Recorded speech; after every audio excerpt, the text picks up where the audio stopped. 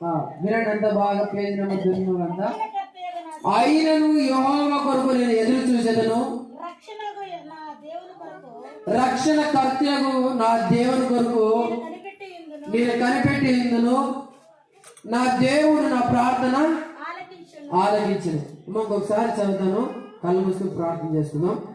ఆయనను యెహోవా కొరకు నేను ఎదురు చూసేదను, రక్షణ కర్తకు నా దేవుని కొరకు నేను కనిపెట్టుకుని ఎందును. నా దేవుడు నా ప్రార్థన ఆలకించను. కళ్ళు మూసుకుని అందరూ కూడా ప్రార్థన చేసుకోండి. దేవా, ఈ వాక్యంతో నాతో మాట్లాడండి అని ప్రార్థన చేసుకోండి. మహాపరిశుద్ధుడైన మా తండ్రి, నీకు స్తోత్రం వందనాలు చెల్లించుకుంటున్నామయ్యా. సర్వశక్తుడు సర్వాధికారుడు మా తండ్రివి. ఆది ఎందు వాక్యం ఉండెను, ఆ వాక్యం దేవుని తెలుగు, ఆ వాక్యమే దేవుడే మీరు చెల్లించిన మా దేవానికి స్తోత్రాలు చెల్లించుకుంటున్నాం. అదేవిధంగా నా తండ్రి దేవా, నిన్ను గురించిన ఎదురు చూపుల గురించిన తండ్రి యేసయ్య మీ వాక్యాన్ని తెలుసుకుంటుండగా, నీ కోసం కనిపెట్టు గురించిన వాక్యాన్ని గురించి మీరు తెలుసుకుంటుండగా మీరే మా హృదయాన్ని తెరవండి.